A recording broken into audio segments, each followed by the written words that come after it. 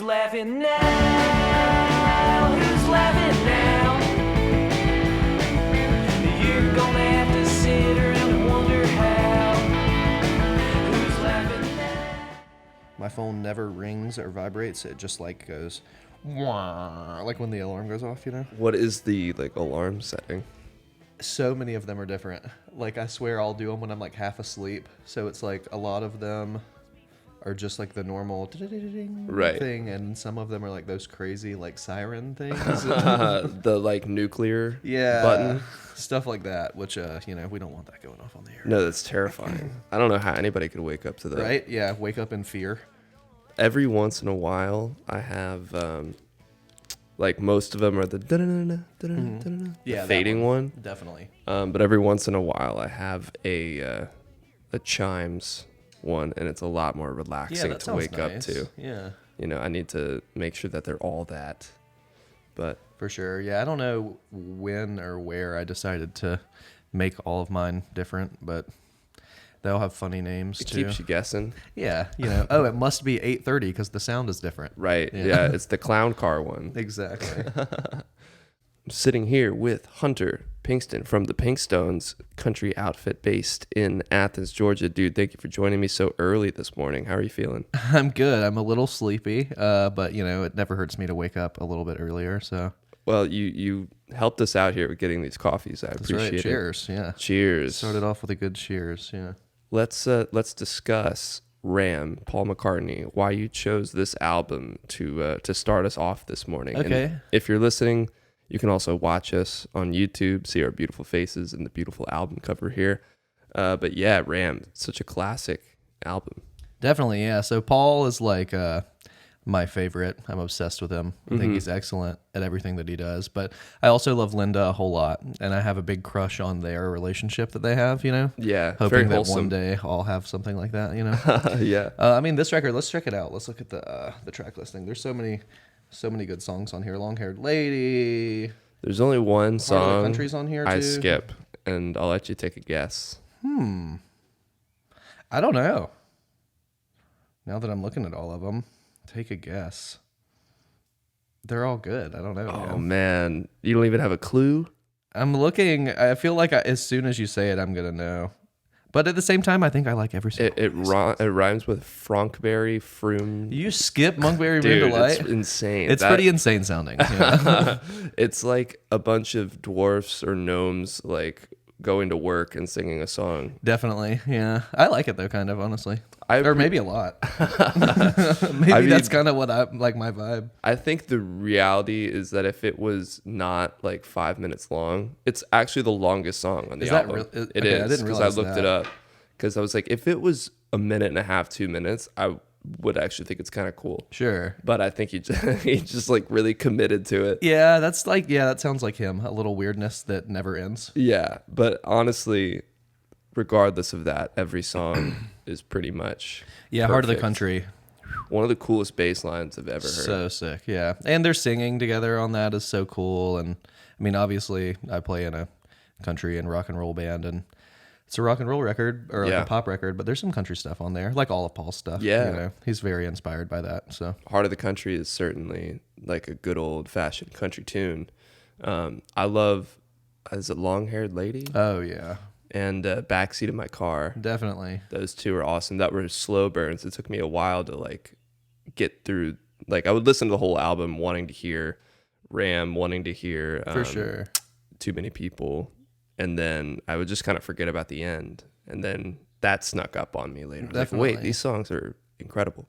Yeah, the back and forth vocal on Long Hair Lady is super interesting and cool. Just it's almost like proto-punk too. It's weird. Like some of the ways that Linda sings and stuff, it's just very early ideas for some stuff that came later. I feel like, it's interesting. Yeah, and I forgot who I was talking to about this album maybe a year ago on the podcast, and they were saying what they really love about Linda McCartney in this is that she didn't necessarily feel like she had to sound super pretty and very feminine. Sure. There's a lot of songs on there where she's just doing the voice she feels like fits the Definitely. song, which I thought was like, I never thought about it that way, but that is kind of interesting. Like, I wouldn't have thought to have, if I was having a girl on the song, to like be like, yeah, get like super nasally on Yeah, this for one. sure, definitely. Yeah, and I guess she sings relatively high, but it's none of it's like crazy high or anything Right. like that either. Yeah, It's a cool choice. definitely. Well, let's get into the new single, dude. Who's Laughing Now? I love it. It's so funny. The tune is rocking. I was listening to it in the car yesterday with my windows down, and I just said like, "Let's fucking ride." when that double kick comes in, I'm Sure. like, "Let's go, dude." Hell yeah. Yeah, we get the thing a lot about the like driving music. People say Yeah, that a lot yeah. about us, and specifically this new record. I've, obviously sent it out to some friends and stuff already before it's come out. And that's like one of the compliments we get a lot is like, man, I drive and listen to this, which, I like driving a lot and I like listening to music while I do it. So it's a pretty good compliment. That is a I'll great take compliment. it for sure. Yeah. It's just it scratches a certain itch, and the music video is so funny, dude. Yeah, we had a lot of fun doing that. Joshua Shoemaker, who lives in Nashville now, he's from Birmingham. He's done a bunch of videos for a lot of people that I like, and everything that he does is super cool. George at New West or at Normaltown, whatever, he hooked us up with him sort of.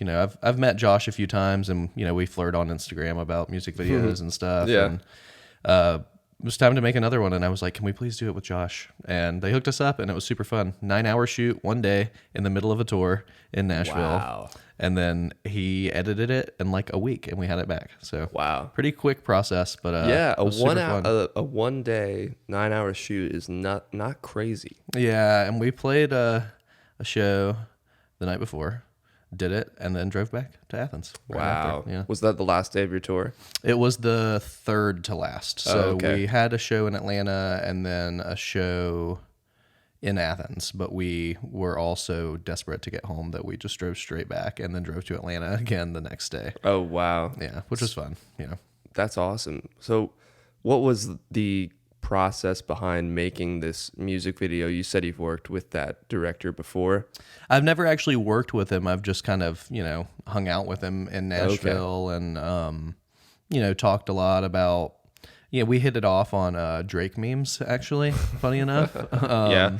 And he was like, I want to do a music video that we can turn into memes. So that's kind of part of what happened with this one. He got Yeah. really into making all these memes around the video, Yeah. which is really fun. And yeah, I mean, I had never worked with him like in an official capacity, and then, woke up early, shot that all day.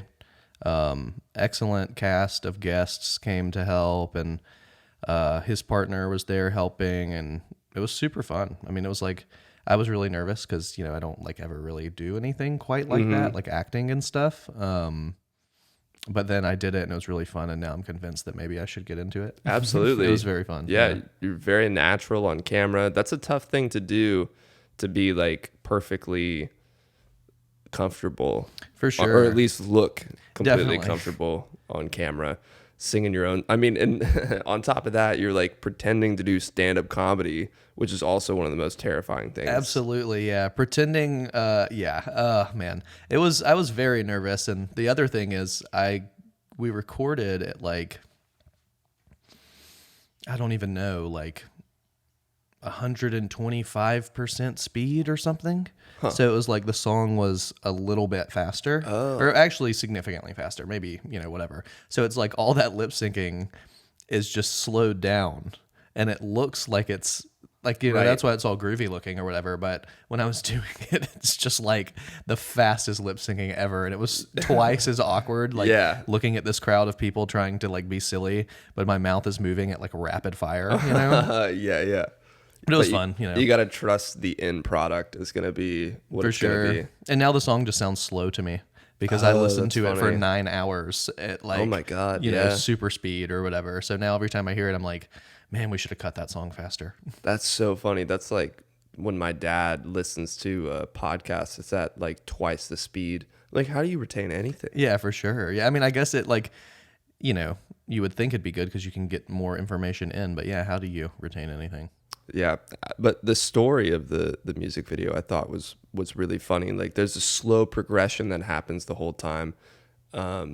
It's almost like you could start the first 30 seconds and you think, if you stop it right there, you think it's one kind of music video. Absolutely. And then by the end, they're all tripping and Definitely. your own puppet is murdering you. Yeah, which I for thought sure. was an unhinged choice. I love Definitely. You know, as much as I'm very into sort of, you know, being in charge of all facets of my stuff, you know, and like liking to have a hand in everything or whatever, but I will say Josh wrote and directed that completely by himself. Wow. I had virtually no input, and he sent me that treatment for that and was like, this is what I'm thinking. And I was like, cool, we don't have to change anything. It was great. That was all him. And, you know, I think it's really funny. At first Yeah. I was like, I wonder about this. And then we did it and I was like, it's pretty hilarious. This rocks. Yeah, definitely. I was very excited about it. Yeah. That's amazing. What's his name? Joshua Shoemaker. Joshua Shoemaker. Yeah. Cool. And he's in Nashville. He lives in Nashville now. Yeah. I believe he's from Birmingham originally. He knows a bunch of people that I know that live in Nashville now that are from Birmingham, like the Banditos, that band. Okay. They all moved up there together, and I think he's sort of part of their thing. You know, I mean, he's not in the band, but I think he was kind of in that crew of people that all moved up there. I could be wrong, but I think so. Yeah. Once you find people like that you really gel with, it's kind of hard to separate yourself. Definitely, man. Yeah. I feel that way about Athens, really. You know, I've been here for a while, and it's kind of hard to leave because there's people here that I don't really want to be apart from, you know? Yeah. How long have you been here? It's 2023 now, right? So I moved here in 2016, so 7 years. Okay. Yeah. So that's a decent amount of time. Definitely. I mean, it feels like my whole adult life has been here, kind of, you know? Right. I mean, I guess most of it has, but I don't really have many, like, obviously I have memories from before Athens, but most of my, you know, being Recent an adult memories. and doing things are, you know, Athens-based memories, kind of, if Yeah. not like on the road. I've only been here coming up on a year now. That's crazy. I was going to ask how long you had been here. Yeah, it's weird to definitely. think that it has been almost a year, because it kind of feels like just yesterday I moved here. Sure. Have you lived in this house the whole time? The whole time. Nice. Yep, it's been awesome. Where'd you move from? Atlanta. Nice. Yeah. Very nice. That's where I grew up. What about you? I'm from Albany, Georgia, actually, Okay. South Georgia. I lived there until I was 19, I guess. I went to 2 years of community college there after high school. Was playing music in Atlanta a lot and traveling. And then I was dating a girl at the time who got into UGA and came up here. And I was like, yeah, whatever. You know, I'm not really doing anything, so I'll go. And then I got into UGA, which I was very surprised about. And yeah, the rest is history, kind of. Yeah, That's awesome. definitely. Athens has a way of sucking you in. Yeah, both of my sisters lived here too. So it's really? like this weird family thing where like I used to come here as a kid and my mom wanted me to go to UGA, so all of her kids would have gone to UGA and Yeah. like all that kind of stuff, you know. She got her way Mm-hmm. by the end of the day. Yeah, I eventually finished, so Good. That's good. I have yet to be able to say that about myself, but maybe you'll get there. If not, who cares? maybe. Yeah. You probably will though. Yeah. I haven't really even considered going back to school. I only did online at Georgia State. Cool. Georgia Yeah. State. GSU. That was so long ago. It feels like so probably not happening. Sure. But yeah, and online sucks, dude. Yeah, I took a pretty heavy break there and tried to do some online stuff, you know, because I was like, if I'm working a bunch and touring, like maybe I can do it online. And then Right. completely gave up on that and didn't go to school for a couple years, I guess. And then during the pandemic, my mother was very kind about being like, please go back to college. So I did. Yeah, I guess if there's any time to do it online, especially, that would have been the time. It's COVID. Definitely. I was working a lot during COVID, but my partner at the time, we were both very just like scared of COVID and trying to be super safe, you know? Yeah. She was actually excellent for me because she kept me from being too bold, and we would just sit at home and watch movies like all day and drink coffee and chill. And I would work at the factory, but there was a time there where I couldn't even do that because COVID was so scary. So it was like kind of a very chill time. So my mom was like, Super chill. stop burning your time and go back to school, Yeah, or like yeah. stop playing your guitar for like one day and go back to school. So, Right. That's what moms do. yeah, she's the best. I love my mom. She's great. She Shout out loves to the moms out there. Definitely. But yeah, getting back to the music, like you said, so the new single, Yeah. via Normal Town Records, came out April 4th. What are your thoughts now that it's out? Because it's been out for about like 10 days, 11 days. So I know sometimes it can be weird to have a song ready to go for so long, and then it finally comes out and people can finally hear it. What are your thoughts on it now? I'm just excited, man. I mean, that's a great way to put it, because I feel like I have been waiting on this song for so long. We were playing this song basically as soon as we came back from COVID. So we've been playing it for a while, and we made the record last summer, so it hasn't been too long. And I don't know, it's good. Like, it's always scary when you're putting out stuff, as you know. And we haven't put out music in 2 years, which is crazy. So this was a big, I was really excited, but also I was really nervous, because it's like the new record's a little different than the first one. It still sounds like our band, but it's different. And, I had a lot of anxiety. What feels different to you? Because you did send me graciously the private link to the album last night. I listened to it twice. I was like, this shit rules. But I am always curious as to, for the artist, what specifically they feel like is different. Because sometimes what the artist thinks and what the listener thinks can be very, very different. Absolutely. You're totally right. I don't know. I mean, for me, it's like, I think I'm a better songwriter. I think I'm a better guitar player. Like, I feel like I've learned so much, because like we made that first one and we had been playing a lot, but then ever since then, it's like played more shows than I've ever played my whole life with this band, So we've just been practicing a lot, I mean, I think too, like, I say this a lot with music and stuff. It's like, I feel like I'm always on this journey for knowledge with music, listening to new records, trying to find stuff. And it's like, that helps you make different sounding stuff, because like some of the stuff that's on this record, I probably wouldn't have done 2 years ago, because I was inspired by something that I found within that time. Right. Which is really interesting. And like, we dug a little harder on the producing of this album too. Like the first one, there's, it's cool and it sounds great, but it was a little quicker, and I didn't know as much back then about stuff. So it's like Henry had a huge hand in kind of producing in this way where like all of his little tricks and stuff I didn't even notice until after. It was like a fun thing, and he's a genius about that. Henry Barbie, the guy who makes our records, and he I'm assuming, is he related to David Barbie? David's son. Yeah, Okay. definitely.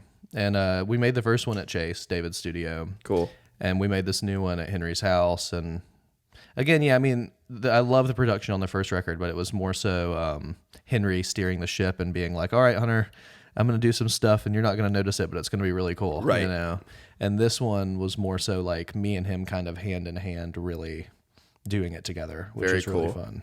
fun. That's awesome. I kind of got off track there, but No. Think about the new song, think about, how it goes. Yeah. I mean, you touched already on a subject I was curious about, of like how you feel like you've changed over the years. Specifically, I think, you're a great lyricist. I think country in general attracts great lyricists. So who do you look up to in terms of somebody who's really good with lyrics that you would say, like, I love the way they do this and I really kind of want to do this kind of stuff with my music? Sure. I mean, lately, and by lately, I mean like over the past few years, with trying to write songs and stuff, people like Tom T. Hall, Okay. like country, but, a lot of like a wit and just, I don't know, he's so interesting specifically because he's really funny too, which like I always felt like I had trouble like bringing humor into my music. It was always like, oh, this depressing song about, whatever, I'm sad, so I'm just going to write this song that's really sad. And that was a lot of the first record. Just like, damn, I'm pretty beat down, so I'm going to write this sad stuff. And that's all fun. But this new one was a little bit more for me with like people like Tom T. Hall and God, there's so many people that I could think of. I don't know him. I'll have to give him a listen. Yeah. He spent a lot of time in Nashville, made a lot of excellent records. But, he's like the songwriter kind of guy. He's really, Right. really funny. And really smart, has a great way with words. And then, you know, he always had a good band too. So it's like pretty good. Is he older? Yeah, he passed away maybe in 2020. I don't know how long it's been. It's like been since the pandemic or whatever. Okay. But yeah, he was, you know, he made records in the 70s and he was a radio DJ before that. And he lived a very interesting, cool life. Since we're on a podcast, that podcast, Cocaine and Rhinestones, they talk about him. That's how I learned a lot about like his life or whatever. Super interesting. He wrote some books. He made children's records. Whoa. He did a bunch of cool stuff, man. He was really interesting, but with lyrics, he's definitely one where I'm like, kind of try to challenge myself or like hold myself up to his standard a little bit, which is impossible because he's like a legend, you know? But it's like inspiring to kind of really dig into people like that, and like you'll never figure out what they were doing, but you can, you know, get inspired by it or whatever. You can have a North Star of Definitely. what you're striving to achieve. And I have plenty of them, you know. I mean, I feel that way a lot about Paul McCartney too. Willie Nelson, you know, not known as much in that way with people, I don't think, you know, but he is an excellent songwriter too, and he's a really good guitar player. And there's, it's not all country, you know, there's so much stuff out there that I kind of look up to and take from or whatever, but yeah. Dude, it's funny. I didn't really even get into country music until 2020.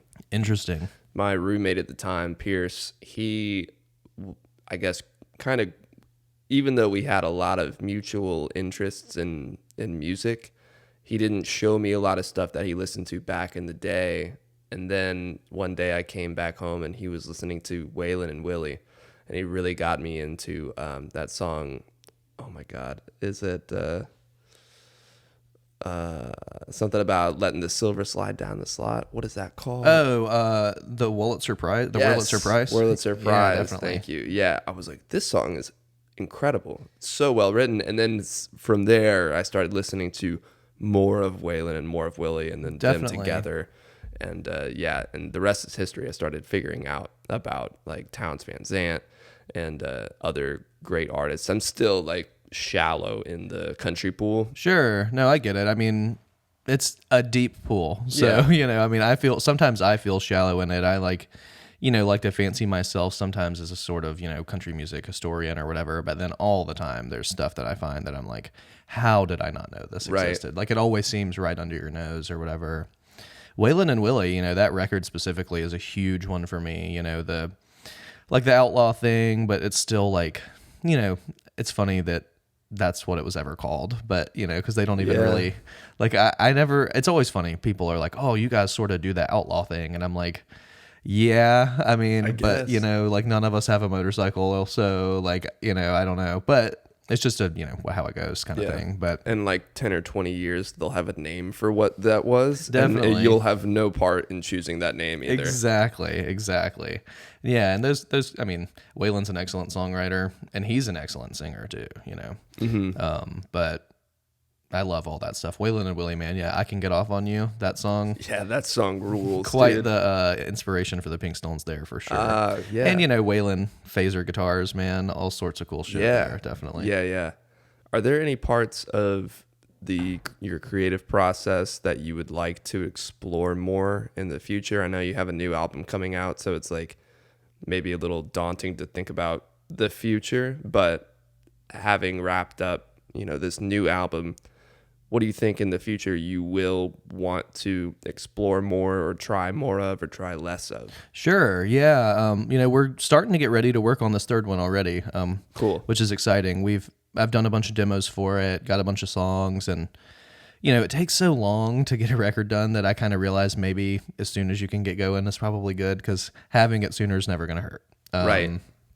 You know, a thing for me that I talk about a lot, like with that, is like timestamp of my life is like how I like to look at my records, you know? So it's like everything's different, you know? It's like the first one was a lot different than the second one. And, you know, looking into what I think I'd do next, you know, I don't know, like this one I got to just play more instruments, which was fun. You know, I played a piano on the record and organ and like tons of guitars and got to do a lot of stuff. And, you know, I really like having the band with me You know, like Logan and Adam have been with me virtually since the beginning of the Pinkstones. And Gideon Johnston played drums, and Shout he was out to excellent. Gideon, yeah. Oh God, his drumming on the record, like every time I listen, I'm just like, thank God he's the one who did it. You know, So funny. He's he did so good. 20 years old, and he's Right? crushing it in every band in Athens. And yeah, I mean, it's just so funny, you know, when he started playing with us, giving him the country thing. And I'm very strict about like doing it the old way and like, you know, playing it the right way and no like bullshit around the way we play the music, you know, and that can be weird with people, you know, Sure. if you're like, hey, you normally play this way, you know, no fills, no cymbals. No fills you at know? all, dude. Yeah. And he was great at that. His drumming sounds excellent. And then Neil Golden played piano, and John Neff, who has also been with me for what feels like so long, playing pedal steel. All those dudes did great. And, you know, I guess back to the, you know, what I think I'd do different. I had a lot of fun getting to play more things, you know, like Neil let me play piano on one of the songs, and then I played organ, and one of the songs I played all the instruments by myself. Which one? The last tune on the record, Stoned and Alone, Oh, nice. which kind of fits the vibe of the song, you know. Yeah, I didn't think about that. Which, you know, I mean, it's not crazy instrumentation by any means, you know, but it's just, I don't know, I have a lot of fun getting to kind of push myself to try different stuff with the instruments, I guess, you know. I mean, I've gotten really into playing piano over the past couple of years, so I really want to try that out, stuff like that. I think, you know, I do more of that maybe, but also at the same time, it's like when you play with people who are really good, it's like, why do I need to try and play piano when I Right. have someone who can do it really well, you know? Yeah. That's a wax and a wane for me kind of thing. You know, it strokes my ego to be like, hey, I played the slip notes on the piano on that song. You Right. know? But I also like having someone who can do it for me. Yeah. Well, yes, it's good to have people that are going to be thinking about it in a different way than you ever will. For sure. I mean, collaborative minds, man.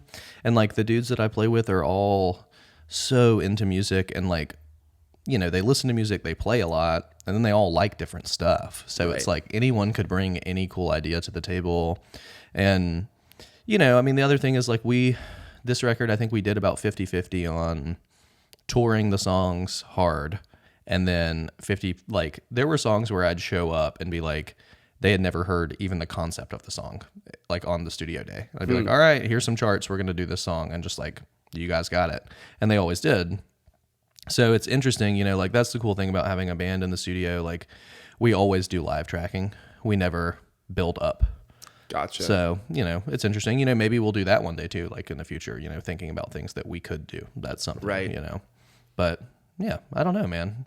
I like to kind of try to keep the records different in some kind of way, like the way they're made and where we make them, how we make them, but time always tells, you know. Right. And also, it does feel like even if you did strive to create the same kind of thing 2 or 3 years later, it's not going to be the same because subconsciously you've gone through real life experiences. You've discovered new artists that are, or at least new to you artists that are going to influence the way you write, record, anything. And it's not even going to be a conscious thought. It's just going to happen. No, absolutely, man. I mean, that's one of my favorite things. My friend told me this is like the silliest little thing, but like when it was told to me, I was like, wow, that's very interesting. Talking about records specifically. And, you know, just the concept of the word record, like a record, you know, so like a record of time or whatever, you know, like you're taking a record of something that has happened. And we're talking about records. And he's like, yeah, man, a record is like a record of what is happening at that time with this thing. And I was like, I don't know why I've never thought of it that way. Yeah. But it's so interesting because it's true. And that's how I feel about my records. You know, it's like I like to make these records and listen back and be like, wow, I remember when we played that song for the first time, or like whatever. Or like I put this instrument on that song because I heard some other song that made me want to do that. Like that kind of Right. stuff. You know, it's very interesting. Because you know the DNA of it better Definitely. than anybody. For sure. Yeah, it's embedded. That's for sure. Do you have a favorite part of the creative process, whether that's the writing, the recording, some people it's the releasing part of it? You know, I mean, I'm a big fan of all, you know. I'd say recording is probably where I really get my rocks off the most. Yeah. I have a lot of fun in the studio, and especially with Henry and my guys, it's like we all gel really well. And like, you know, we'll live track and then me and Henry just get stoned and mix for hours and hours and hours and try crazy shit and sing like a million harmonies and like just do so much fun stuff. And I think that's probably the most fun. I like writing a lot too. I try to spend a lot of time writing, but that for me is more of like it comes to me kind of thing. It's kind of hard to sit down and try to write. It's more of like I'll go to the bar and have a couple beers and then get home and it's like, oh, here's an idea, Right. Or I'll be at the bar and I'll overhear someone say some funny turn of phrase or something, and I'm like, Jot that down. write that down and write a whole entire song about it. Yeah. Every time I try to do that, I think I get almost nowhere. Sure. I like write down like a cool phrase or whatever, and then I don't know. The music for me has to come first almost every time. Definitely. I'm about, I would say I'm probably 90% on the I think a lot of the time I really do just start with like a line that I like and That's then, awesome. write a song out of it. And, but like I write riffs and stuff too, or have like ideas, melodic ideas that I in turn will eventually match lyrics to, I don't know. I feel like I'm whatever. It's serendipitous and lucky in this way where I'll write lyrics and then I'll be like, I want to try these changes. And then somehow the lyrics that I wrote happen to fit them, like that kind of thing, which is always fun. Yeah. What advice would you give an artist who's just starting out for the first time, starting to record, starting to play live? Definitely. One, it's like, I would say try everything, but don't, try a lot of stuff, take a lot of time. There's no rush to do anything. I always have to remind myself of that. It's like you have all the time in the world and like, go to shows a lot, hang out with people, experience life, that's so much of it. Like what you're saying, it's like life experience is that's everything, musicians normally have like a million other things happening, so it's like you think about all these dudes back in the day that we all look up to and they like, go fishing and play golf and have wives or husbands or whatever, and it's like there's so much stuff. So I don't know. I think it's just experience life, take your time, care about it. So many people don't care enough. Like, people want to be a band and why can't I play this show and all this shit like that. And it's like, the big thing is just be nice and care and hang out and try to write songs, I don't know. And respect your elders. Look at the old music, man. That's the stuff. It all comes from somewhere. That's how I take everything with a grain of salt in the sense of like, I don't know. History is very important. Knowing your history, caring about it, that's it. And there's a million things I don't know. I'm trying to learn everything all the time and I'm lazy and I'm tired. So it's kind of hard and I'm drunk a lot of the time too. So it's like pretty hard, but that's, maybe I should have started there with the, check out the stuff in the past, man. That's the real good stuff. And check out the people who are around you. Athens is like the best, as like you live here now and you make cool music. Everyone who lives in this house we're in makes cool music. It's like it's right in front of your face, Yeah, dude. Well, yeah, thank you. It is pretty amazing finding the community here because I lived in Atlanta my whole life. I moved to LA for about 6 years, and in both places, big cities, I thought that, oh, that's where you want to be because there's a lot of people doing crazy things, and it's a big industry there. And while all those things are true, there is something about Athens where it feels more localized. It feels like a tighter community. It feels easier to slip into and meet people and what you said, go to shows. That one thing has changed so much about the music I make now, the people I know now, just by going to other people's shows, meeting people. And yeah, it can be a little tough if you're, nowadays, who doesn't have like a little bit of social anxiety? Oh, yeah, man. Especially after the pandemic. Definitely. It's like, but doing it, I almost think about it now, like going to the gym. Like maybe I want to stay home and like not do anything, but I will feel better if I go out and just like talk to people and meet people within this community and make those connections, and not in like a callous way, sure, but like just getting to know the neighborhood. No, definitely, man. And everyone's there for the same reason, like that's the thing. Like, and Athens is a beautiful town I feel like people understand that. There's not really a lot of like drama and arguing in the scene. Everyone gets along. Like it. Yeah. And everyone's real nice, I spent a lot of time in Atlanta too, playing different kinds of music, and there's a lot of drama and just, people not getting along and shit like that. And it was just always like kind of a hassle, and you wouldn't want to go because, you might have to fucking argue with someone about something, which is fine. It's good to stand up for what you believe in, and some people need to be argued with. Right. But Athens is very nice in this way that people are polite. They care about what you're doing. People will go to shows. And yeah, like on any given night, you can just walk down the street and go to a bar, and some cool band is playing, and some of your friends are going to be there. You're going to meet some of their friends. Everyone has something going on, whether it's a band or art or whatever, So it's like, I don't know. Athens is great about that. Yeah. It's very funny. cool. I was just talking about how I used to be pretty scared of the idea of going to a show alone. Yeah. And absolutely. now, like here, I know I'm never actually going to a show alone because I'm going to know people there. Definitely, I just man. get there alone, and then I end up seeing sure. people I know. And it's fun because you don't necessarily know who's going to be there and who's not. Definitely. I have a great memory, actually. You'll love this. This is perfect for the podcast.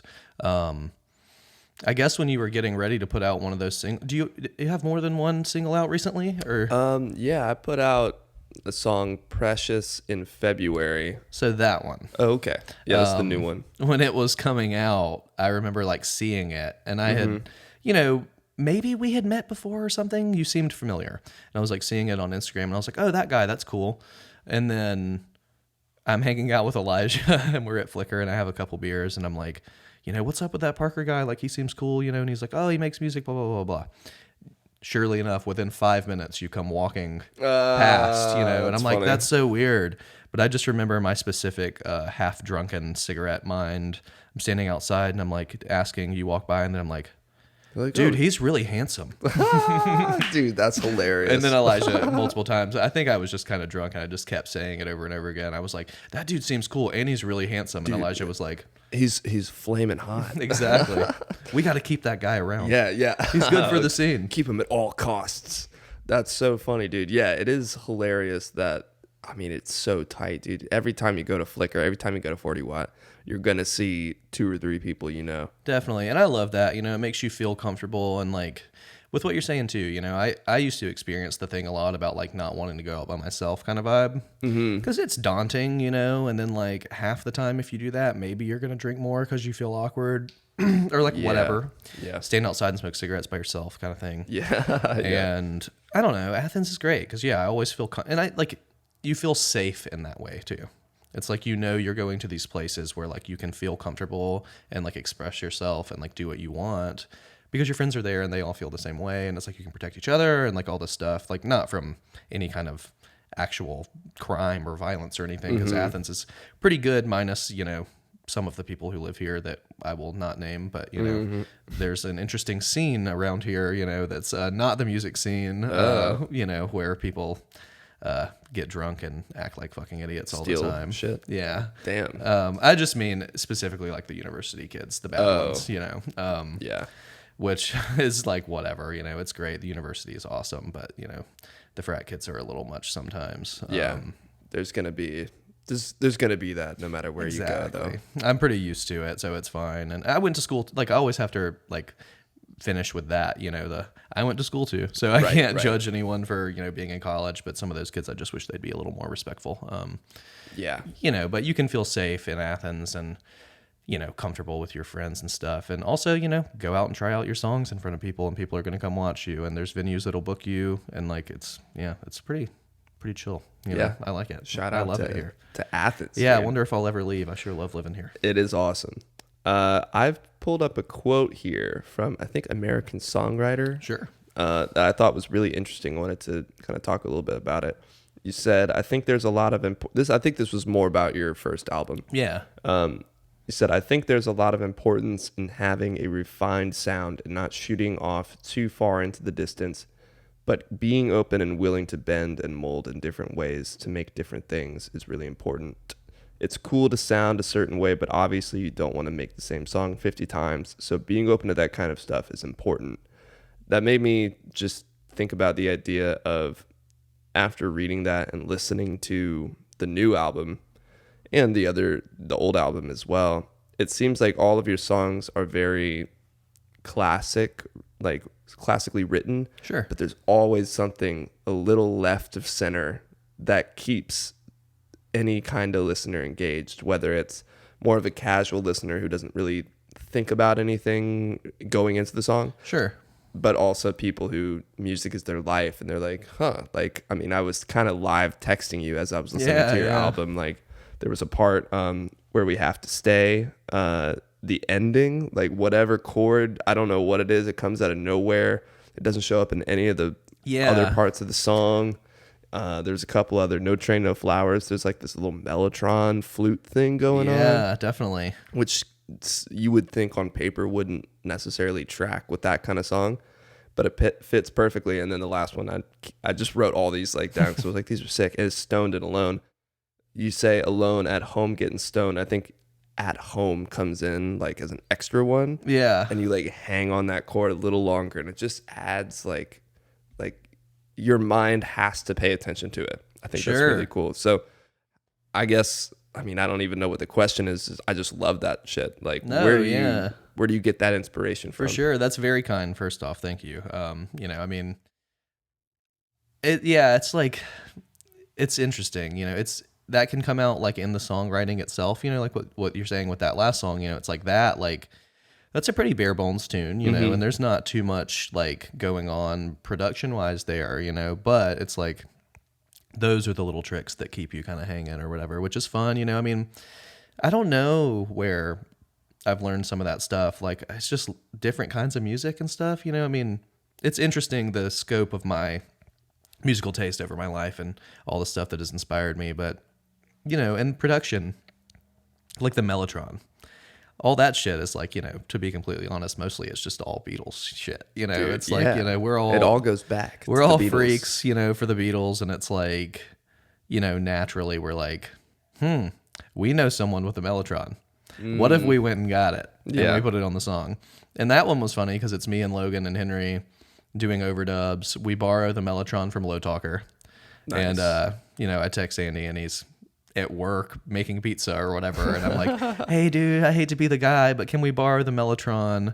We end up picking it up from Jay Gonzalez, who has it, which is pretty funny, who plays with the Truckers and a million people, and he's the shit. And so we go to his house and pick it up and take it to the studio, and it's me and Logan on one of those little tiny, like the mini Mellotrons, like the modern Digi Mellotron. It's like 2 octaves maybe. Yeah, and we get the perfect Beatles flute and bells or whatever, like stacked on top of each other, the perfect mix.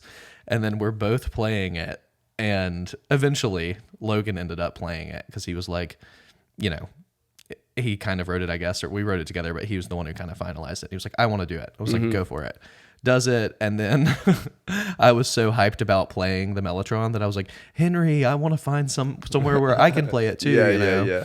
And on that same song, when it kicks into the chorus, you'll have to listen back. I don't think anyone's going to notice this on their first listen, but there's just a hilarious vocal pad. It's a Mellotron, like 10 male choir or whatever is what it's called or something. Yeah. And it's just like for one note. And then I credited myself as playing Mellotron on the record because of that. Whatever you got to do. Yeah. That's so funny. And then, the stuff like, the chord at the end of Where We Have to Stay, that was like Commander Cody and his Lost Planet Airmen. That's this band from the 70s. And they played like Texas swing and country and rock and roll, boogie woogie, all sorts of stuff. But they were like a hot band. Very good players and, just, 70s country weirdo, like pot smoker, hippie country guys, and they have a cut of this song called Big Mamu, which is like a Cajun French tune, like an old tune. And they do that little trick. It's like a minor third chord. Gotcha. Like you're like a half step up from your third is the chord. Oh, okay.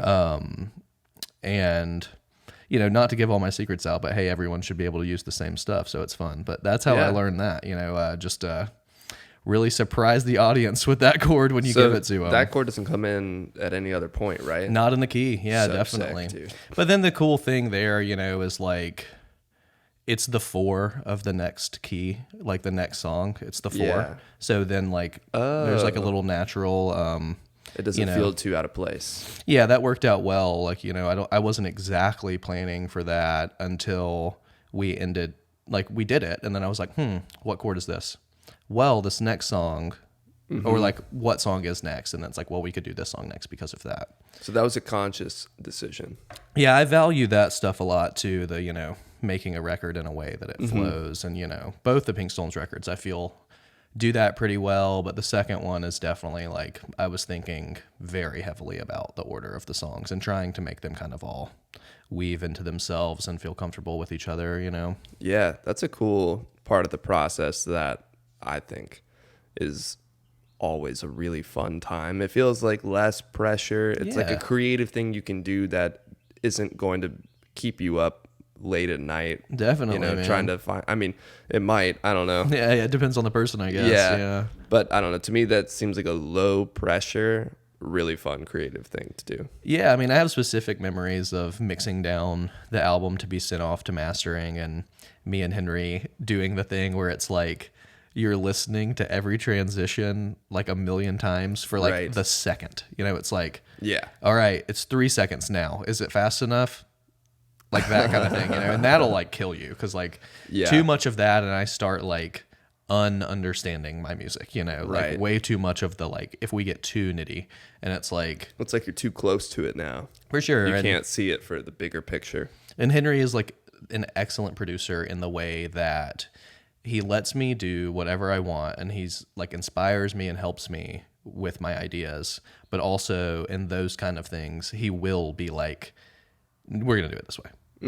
So like on some of those songs, I was like, I don't know, maybe it should come in faster the next song. And he's like, no, sorry. Like, we're not going to do that on this one, like that kind of thing. But I know these are your songs, but we're doing what I say. Definitely. And he's, he's the perfect mixture of, like he's the easiest person to work with, and he's super helpful, and he's really smart, and he has a lot of great ideas, but he'll also, he'll tell you what to do when you need a kick in the ass. He'll throw up the guardrails. Be like, we're not going over there. Yeah. And, he's good about business and play. Like he likes to work. He likes to have fun. I have a very specific memory of making the first record the first time, and because we made it twice. Oh. It got deleted one time, and then we had to go back and remake it. Holy shit. Like, yeah, that could be a story for another time. If I mean, it's a long one, but yeah, we cut the record, and then it was on a hard drive, and the hard drive got, changed from Mac to Windows, and in that process, it was not checked to see what was on it. Therefore, it was corrupted, and the whole record was gone. Wow. So we remade it. But in this, does it sound better though? Okay. It was really only a few months apart, that we did it. I mean, I think we probably cut it in like March, and then we recut it in like September or something, or October. Like it wasn't that far. It was just enough time.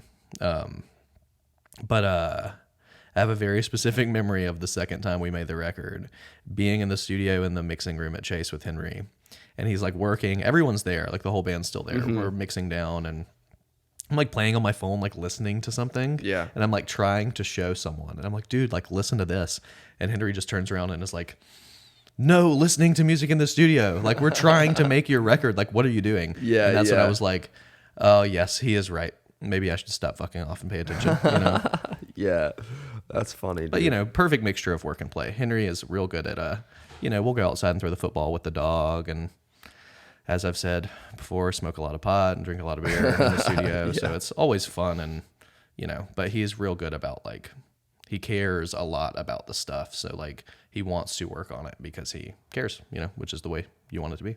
Yeah. It's good to have somebody who you can be easygoing and have fun with, but it can be easy to fuck around and not pay attention, like you said, and to have somebody driving the car that's like focused and has a very my friend always would say what do you say, tight or strong opinions loosely held. Nice. Which I thought was a really interesting way. That is very interesting. Yeah.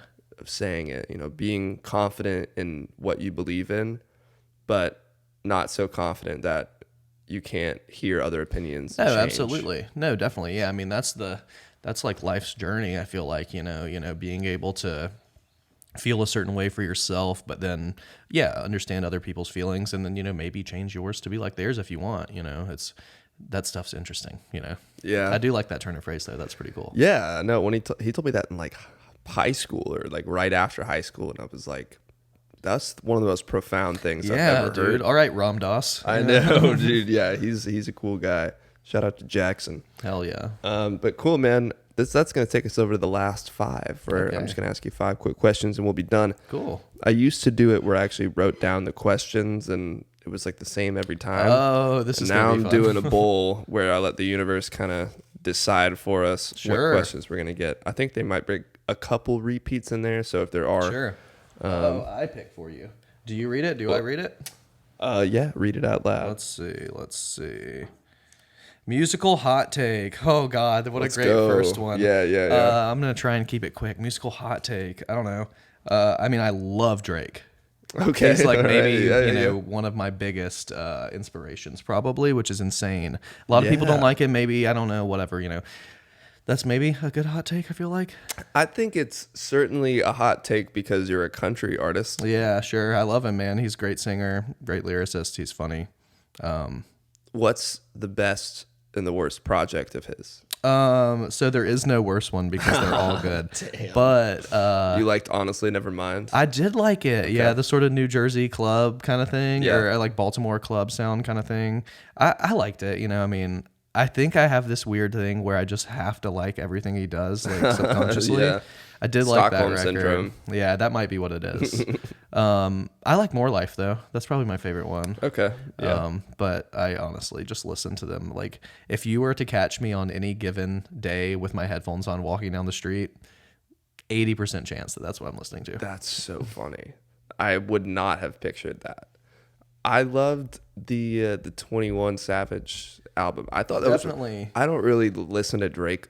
I mean, in general, but that album, for some reason, when it came out, I was like, let me give it a shot, and I was like, There's some great songs on this there. is sick. Like, Definitely. I don't know why other ones haven't really hit. For me, I did love the one that sounds like Wii Music, Hotline Bling. Oh yeah, That one was great. I thought that was sick. definitely. That's an excellent song. Yeah, excellent music video as well. But yeah, Drake was never my go-to, so that's funny. Our manager Drew Beskin, who you know obviously, Drew rules. Yeah. he's the shit. Shout out to Drew. He always tries to lean on me to be like, you should talk about your weird obsession with Drake more. Well, here it is, Drew. Yeah, there we go. This one's for you, Drew. Yeah, definitely. Cool. You want to pull out let's just another? keep on going. Let's see. What do we have? Best or worst decade of music? Okay, I won't do worst. We'll keep it positive. Okay. Because I can talk shit all day, but Right, we'll right. keep it positive. Okay. I think that the 70s probably is the best decade of music. I know that's the easiest ticket. I argue with my friends a lot of like 60s versus 70s. Right. Because for us, like what we listen to and what we're into, those are the two big ones usually. But the 70s, man, is so cool because it's like you had the 60s where like there's this huge production boom and everything changes. And then it's classically like in human history or any evolution history, everything just starts compounding so fast in the 70s. Right. And you've got all this shit to play with and like all these people making songs and all this stuff. So it's like the country records from like, 65 to 75. Some of the stuff they did on them were so cool and like so much stuff. And, there's a little bit more accessibility for people in the 70s. I feel like, it's just a little different. 70s for sure, everything. So much started then, like the birth of punk rock music kind of, Yeah. I guess, obviously punk rock music has been around forever since there were cavemen or whatever probably, but the 70s, Yeah. that's kind of when in my mind it's like moves from like the concept of like rock and roll to like this is different. Yeah. Which I love that stuff too. Huge. I played in hardcore bands and punk bands for a really long time and have a very soft spot for all of that kind of stuff in my musical stuff. But, I don't know. The 70s, it's just cool. There's so much happening, Yeah. so much happening. I really Yeah, what do have you think about fallen in love with 65 to 75, 68 to 78, that kind of Definitely. time frame. The Beatles are the main reason why I would say that. Oh, yeah. And what they did and kind of what you said, I feel like early 60s, there's not a lot of things I can name off the top of my head that I'm Sure. into, but starting with like the Beatles, or if you want to get specific, Rubber Soul or Revolver, Yeah. I think from there, everything seems to make a drastic change. Definitely, and man. People start to really value pop songwriting in a weird way, as opposed to maybe like a classical way. Absolutely. There's a great Jerry Garcia quote where, he's talking about the Beatles and, he just says like, there was music and then there was the Beatles and then everything was different for everyone after, which is so true. Yeah. Like I argue with people about this all the time, your classic contrarian friend who like thinks that his opinion matters for some reason, but, oh man, I don't get the Beatles, or the Beatles aren't as good. They're or, overrated. yeah, and it's just like, Shut the fuck yeah, up, like dude. you really don't get it, and Yeah. like you really don't really sound smart by saying that. I know you think it makes you sound smart, but it doesn't. And the Beatles changed everything, and everything they did was cool. And I mean, all their solo records too, everything. It's like this. The Ringo country record is like one of my favorites. I was told that never you heard do that. this thing. The album AG thing? told me this. She Oh, was yeah, like, yeah. Because I guess she maybe did. She Waylon picked and the Willie. Waylon and Willie one. And she was telling me that. And I was like, thinking about it. And I was like, maybe I'll bring the Ringo country record. But then I was like, no, I want to see what he's got and do his thing. Yeah, that would have been kind of sick. It'd be like, props to you for bringing your own record. But yeah, there is something Ringo- funny about like picking from it's your- cool. And you your have dis- an excellent collection and great taste. Thank you. 2 copies of Revolver for I know, everyone dude, out yeah. there. I think I bought my own, and then for my birthday this year, my dad got me That's like awesome. the reissued one. That's super cool. Yeah. That's probably my favorite one. Somebody told me that was like, there's like a whole discussion about like, that's a basic ass or like answer. Almost like they were saying what you just said about the Beatles are Yeah. overrated. Like that take Sure. is similar Just in saying that Revolver is your favorite. yeah, which I'm like, what are you talking about? Like, I'm sorry that one of the really, really good ones is my favorite. Yeah. I mean, they're all really good, but you know what I mean. but I That's mean, I insane, just thought that yeah. was crazy. I'm like, I feel like it can go toe for toe with any For sure. of their albums. I mean, mine changes like constantly just as I listen to them. You go through Sure. phases of your life and you Yeah. just go through them, But I mean, for the past, like, ever since the Get Back thing came out, it was like, Let It Be, obviously. That was like kind of my thing for a second.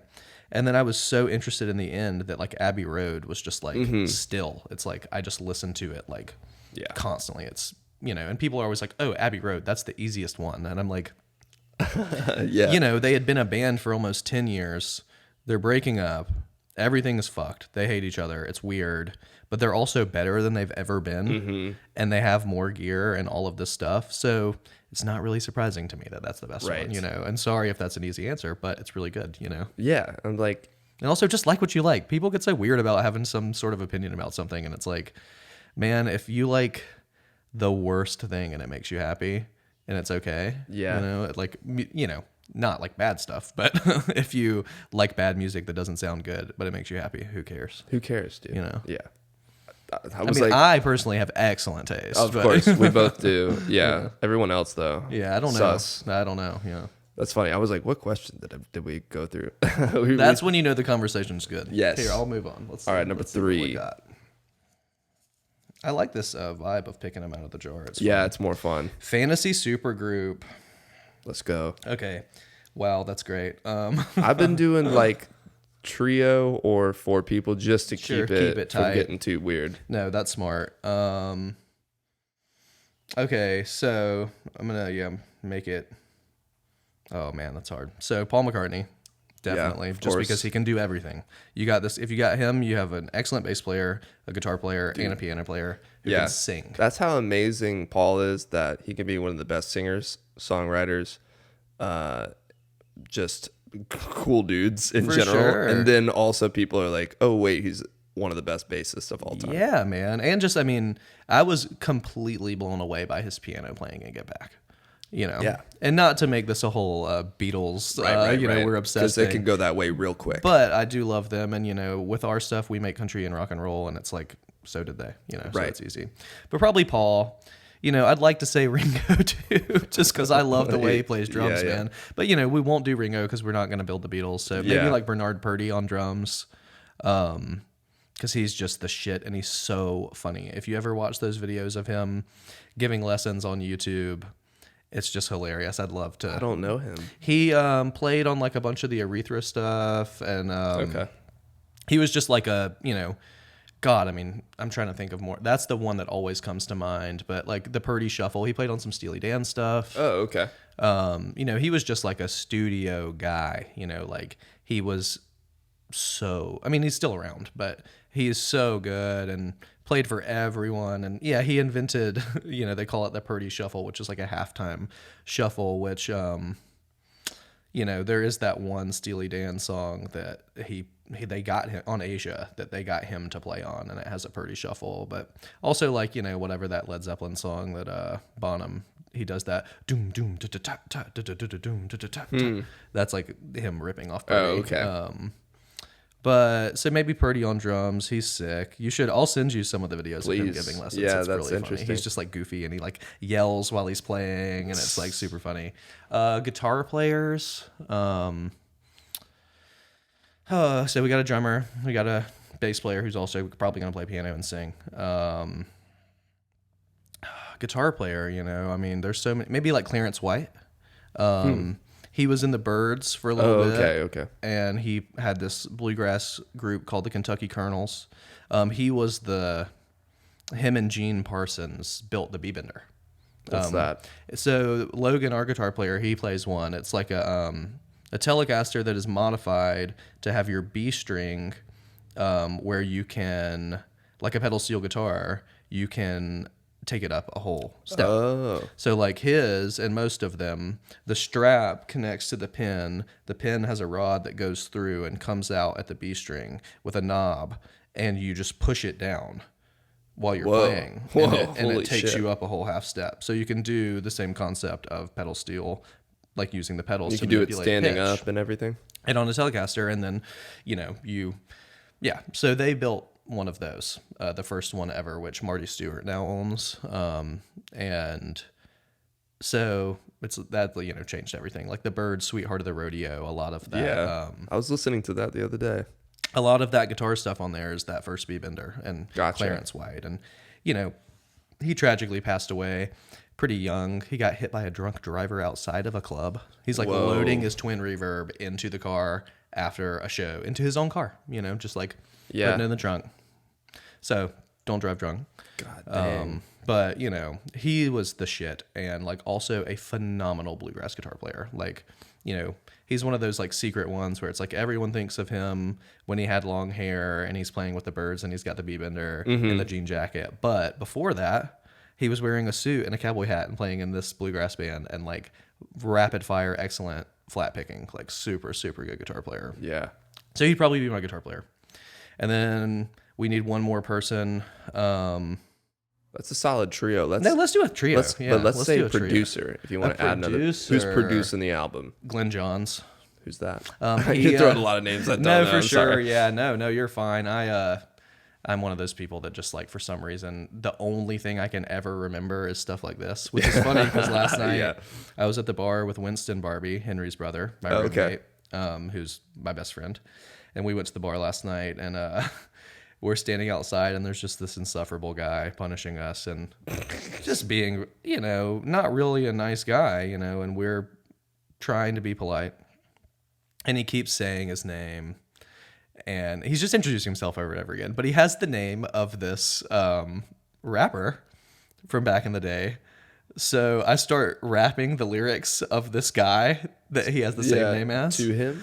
Just sort of, out into the public. And Winston just goes, God, you have such an insane memory. Like your brain. Right, Like, right. and not in the way of you remember a lot, in the way of like that the you things do that you do remember. remember are Yeah. ridiculous. But with that being said, Glenn Johns, he worked with the Beatles. He's in Get Back a little bit. He's the dude with the crazy like black like puffer coat, and he like wears the fur jackets and has the giant glasses. Oh, okay. Like runs the board and stuff. But he's like one of the only dudes that, or maybe the only dude that did like the Beatles, the Who, Zeppelin, like all that stuff. But also maybe scratch that, and I would take Billy Sherrill, which is the dude who did like all of Tammy Wynette's stuff, and then some of the George stuff in the late 70s. Okay. In Nashville, he had a studio, and had some of the best people ever play on those recordings and stuff. Yeah. So maybe we'll take both of them. We'll get the dude Why from not? Nashville, and we'll get Glenn Johns, and we'll put them together. Yeah. And they'll produce the record, That sounds like one hell of a super group. and I'll pay for it. Yeah. We'll get a GoFundMe for that. I'll be executive producer. All right, let's keep Number moving. 4. Favorite live show you've seen? That's a good one. Because I've seen a lot. Right, I've liked yeah. a lot, and I've hated a lot. Yeah. Yeah, which one sticks out as one of the Yeah, best? I mean, I think the first easiest answer, we were just talking about Sweetheart of the Rodeo, but the 50 year of Sweetheart, which, I guess was 2019. 2019. I think it came out in 69. Me and my ex-partner, who's still one of my best friends of the whole world, she's great. We went and saw the Byrds do the 50 year of Sweetheart. Wow. So it's Chris Hillman and Roger McGuinn together, and then the backing band is Marty Stewart and his Fabulous Superlatives. And he has the B-Bender, like I was saying earlier, he has the original one. So Whoa. he's playing the guitar that was on the record.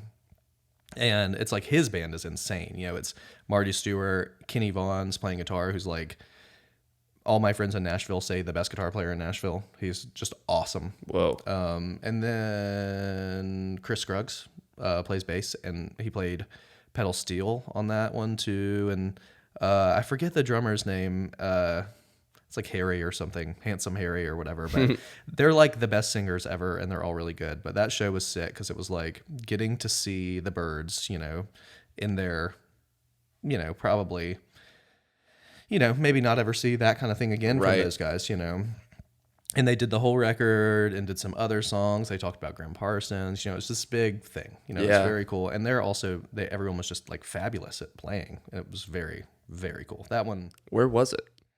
Oh man, in like some north of Atlanta suburb at some weird like nice theater. Oh, weird. It was super weird. I assumed their booking agent was just like, we can get a big guarantee at this place. So they did Right. it there, but it was like kind of weird. I remember me and Alyssa going and being like, where the fuck are we? Like, what is this place? Yeah. But it was cool. And yeah, it was an excellent show. It was super fun. And it was funny too. I went with her, and then like classically we ran into like so many people. Of course. And like Logan, who plays guitar in my band, was there with his parents, and like just so much fun. Like everyone went to see it, because it was just a cool thing to get to see, Yeah. So that's probably one of my favorite ones I've ever done, That's awesome. Do you know Bandsplain, the podcast? I do. I think I've listened to that a little bit. Yeah. They have a Graham Parsons one. Cool. And that was my first foray into Sure. Flying Burrito Brothers and all of that stuff. Definitely. I mean, as you can tell, I'm sure from listening to the Pinkstones records, we like that stuff Yeah, a whole lot. yeah. Graham is a favorite of mine, and I love Sweetheart. The burritos are kind of my favorite of the Graham stuff, because you get the like, sort of like what we were talking about, valuing with the Pinkstones for me, like doing kind of weird stuff and kind of keeping you on the edge of their seat. Like the burritos are cool in that way, where it's like it is country and it is rock and roll, and there's like R&B and soul and stuff in there, but also it's like there's some weird shit happening. Yeah. there, I don't know. I think it's Hot Burrito number 1. I can't remember which one's which. Whatever with the the one crazy chords. with the piano. It's like Jesus Christ. Oh yeah. That So one. yeah, that's I guess that's number 1, right? Yeah, I always definitely. forget which one's which, but that song rules. Yeah, he was a interesting cat, but Yeah. yeah, some of that song specifically, yeah, all the crazy, yeah, it's crazy. Yeah. If you haven't listened to that Graham Parsons album, or not album, the episode of Bandsplain. No, It's a definitely. great I need one. to check that out. I don't Yeah. know if I have. Yeah. I love the host, Yasi. She's hilarious. Just like really good at being a music historian in a way, Yeah. and also providing like modern commentary. She's For very sure. funny, and like the people she brings on to like guest host Yeah. each episode are awesome. That's awesome. Yeah, that's the way. That's the way for sure. Yeah. I'll have to check that out. Yeah. All right, last question. Here we go. Let's check it. I'm gonna actually. I just keep grabbing from the top. So let's Yeah, let's move mix it up a around little bit. and see what we can find. Biggest musical hot take. Ah, Can't shit. do that one. Okay, hold on. Give me You that. did say 'cause that they would that be happened to doubles, the so last that's one, and I okay. need to throw it away. No, that's fine. That's fine. Dream 3-band bill. Let's see. Probably the Grateful Dead.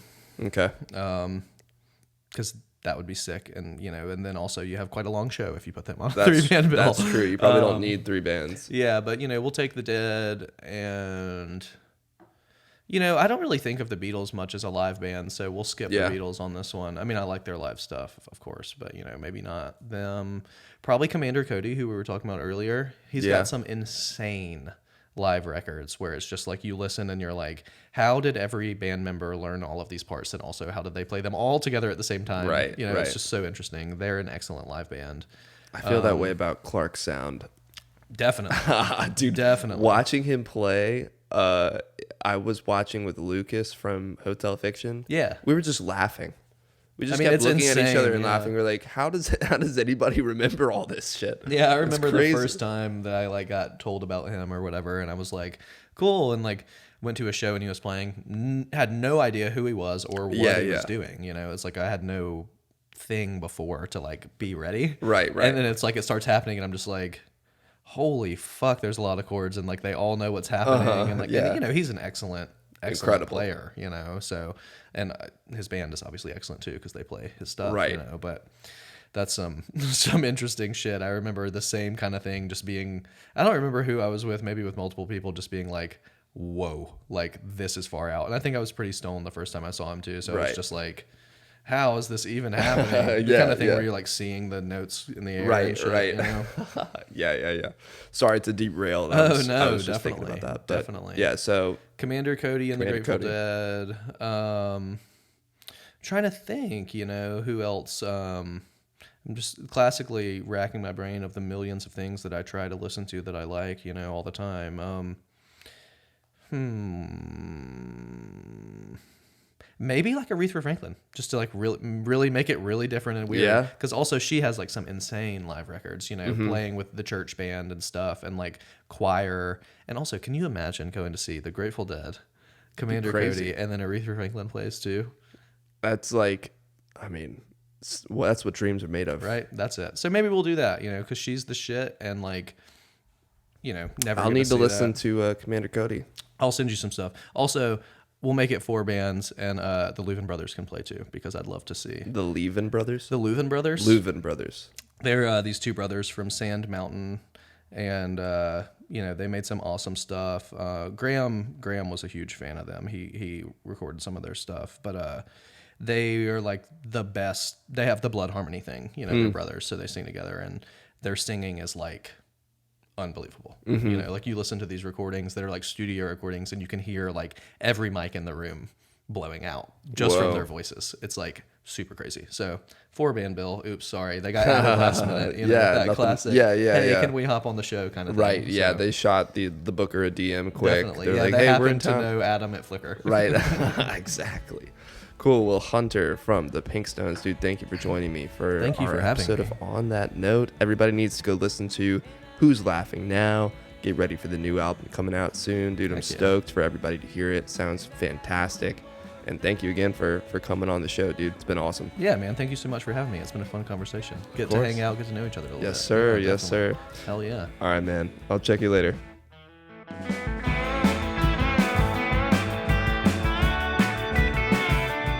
Thank you again for joining me for another episode of On That Note with Parker Whirling. If you haven't yet, please make sure to like and subscribe on YouTube and Apple Podcasts, and you can even leave a comment down below to let me know who you're listening to. On that note, I'll see you guys next time. And I just can't